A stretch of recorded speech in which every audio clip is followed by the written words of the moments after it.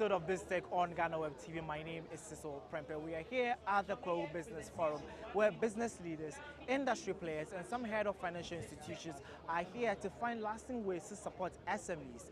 SMEs have proven to be the backbone of Ghana's economy. They constitute about 70% to the GDP, and we have about 92% of businesses representing the private sector. That's 92% of businesses represented by the private sector. This means that SMEs do play a pivotal role in Ghana's economy. So today we are having a conversation with Hassan Ayariga. We are looking at how Ghana can position itself to access international markets. These were the remarks by the Trade Minister. President Mahama also did mention that his government is launching a national venture capital to support young entrepreneurs and women-led businesses. How are these going to come to play? We will find out as we engage with Hassan Ayariga. We want to find out, the minister has made his call. Ghana is seeking to position itself to access international markets. Do you see it as a timely call, and is it coming at a right time? I think that it's long overdue. A country like Ghana has almost gained independence 67 years ago. Until now, we have not gained economic independence. As a country, we don't produce, and when we produce, we do not have the support. We don't manufacture because we lack the resources to have manufacturing industries. We don't have industries as well because we lack the requisite knowledge, resources, talent to be able to build industries. And we also lack the policy initiatives that is supposed to support industries, manufacturing and production. Our major problem has to do with political will and the issue of political governance. Many companies and businesses that grow in a particular political era, you see them losing their strength, losing their powers, losing their businesses when there's a change of government.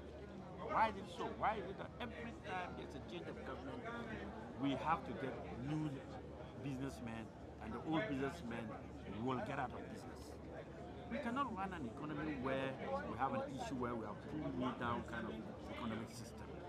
I think the banks too are not doing well when it comes to supporting manufacturing, production and industries. Because over the years, look, we are here, the second Global Business Forum. The first one was organized last year. Have we been able to catalog, to see that the first one that was organized, how many businessmen benefited from the first Global Business Forum? How many? How many startups did we get from the support of these banks? These are statistics we need to look at in order to know whether whatever we are doing has benefits or is just a political game, or is just an issue where we all come here, agree to disagree, drink coffee and tea, eat, have lunch and have fun, and then walk away. And then at the end of the day, we have not achieved. The president has brought out his initiative, an initiative of getting startup business. But look around, how many young people do you see? The future of this country is based on young men, those who can have the resources to start up business. How many of them got the opportunity to enter? So, in Ghana, a young man of 2022 cannot approach a bank manager who will roll out even $1 million Ghana cedis for him to start. Right. So it has been a problem. So many of all these people who are here are businessmen who already have banks they are working with, who already have businesses they are dealing with. They don't need startups. They might need one or two supports. But in any case, our banks supporting indigenous or supporting foreign businesses. Look around. Our banks are supporting more of foreign companies than local businesses. And that is why you see that 80% of the big companies in Ghana are owned by foreigners and not indigenous. So we still have a big problem. The problem is that we are not building indigenous. We are building foreign companies who are benefiting more than the local businessmen. And I think that the banks should begin to open their wings and open up to allow young businessmen and Ghanaian businessmen, a percentage of Ghanaian businessmen to strive. So that at the end of the day of the program like this, we are able to say next year, if forum, we will see 1 million Ghanaians who have benefited from this forum. 2 million Ghanaians who have benefited from this forum. 3 million companies that have come out of this forum. But in the last one, this forum from last year did not give us statistics of how many businessmen they have supported. So on the issue of SMEs, banks not willing to support indigenous businesses, there is this school of thought that SMEs or young entrepreneurs are not fully formalized. They don't have the requisite documentation to meet the demands of these banks to seek finance. Could that also be the case? It is not because they do not have the requisite. It is an excuse by the bank to deny them the loan facilities and support they need. But are they financially strong enough? If you don't start a business, how can you be financially strong? We are talking about startup. Somebody has a business plan that he's going to manufacture POP cement and he needs 1 million Ghana cedis to start. Without a million Ghana cedis, how do you think he's going to be strong? What is the purpose of banks? It's not only to receive money from customers, but also to reinvest in people who are their customers. And then to build companies.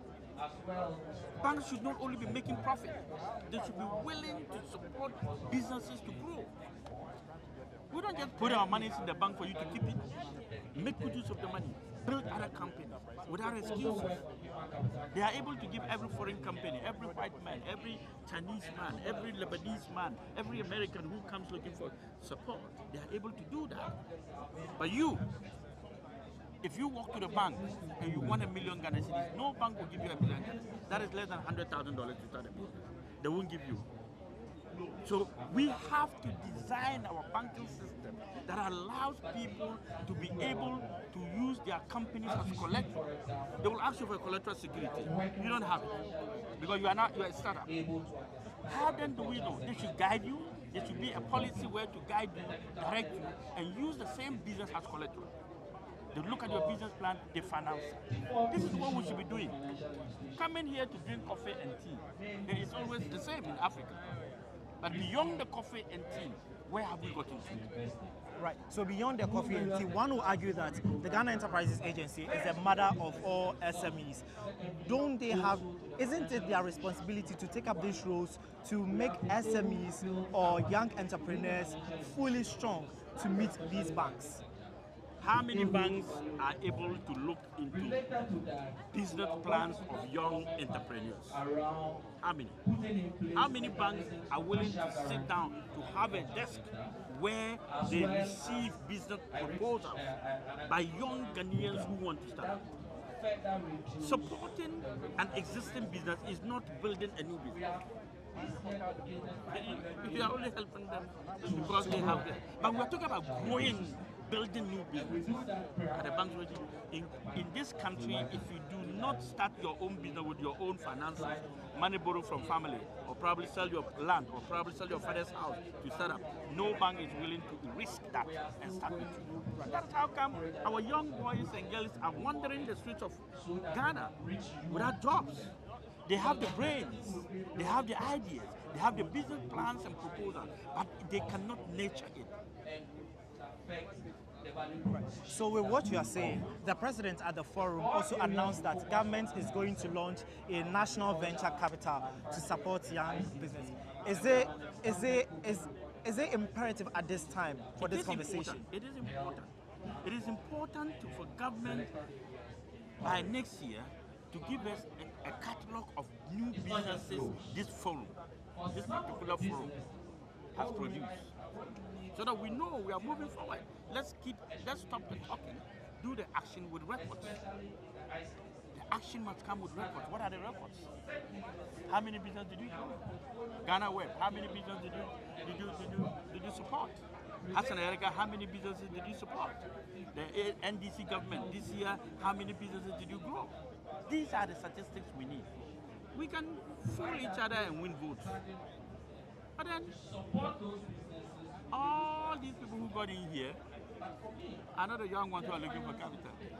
They're just here to participate and walk away. Okay? But The ones that need this business forum are not even allowed past this gate. Right. So another conversation. I just want your thoughts on the last one. Yeah, another conversation was enhancing market competitiveness. You also know that Ghana will be hit with a 10% US tariff on exports. What should be the way forward? Where should we look at? Africans should begin to trade among African countries. They have huge market as African citizens. What is wrong with them? Why do we need the European market or the American market? Can we feed our market if we do proper trading? We are not. So the way forward is for us to begin to have an African market where we trade among ourselves.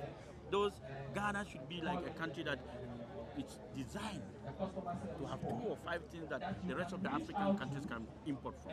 Nigeria should have some 5 commodities that the rest of the African countries. Let's trade among African countries and see what we can do. We should engage each other. Okay, we don't need the European market. When we build our market, they will come in. When we make our products strong and build our own thing, they themselves will want to come here. We don't need to invite them. It's a form of globalization. They will come in. But when you have nothing to offer, they come and take whatever you want. They want to take. What of the Guyanese market? Should we look Guyana? Should we look at that? Of course, that is why we should be producing. Look, currently, we import over $1.2 billion of rice every year, $800 million of fish, $700 million of oil, $430 million of fish and frozen items, $380 million of canned tomatoes and fresh tomatoes. What is wrong with us? Did you put the figures together? It's in billions. Why can't we produce, grow farms, manufacture produce, and have all these money in our system? What is wrong with us? These are the problems. All these gadgets that you are using here, all are imported. What's wrong with that? Your suit is imported. What's wrong with that? This is a beautiful dress made in Ghana. But it's very expensive for a Ghanaian. It's over 3,000 Ghana cedis. Why should I spend 3,000 Ghana cedis for a kaftan?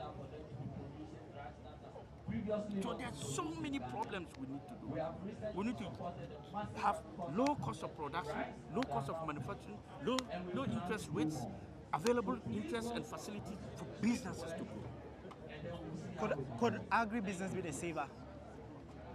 Come again? Could agribusiness be the saver at this time? Not only agri. We cannot just hit on one particular commodity and say that it will save us. It goes beyond one particular item. Agribusiness is good. Other businesses are good. Oil and industries, everything is good. But we need to move. Look at what Ibrahim Traore is doing right now. He's doing a lot for his country. Let's emulate. Leadership is not about age. I've always been saying that. When you commit to doing the right thing, you make changes that people don't believe. You can have all the vision and the plan.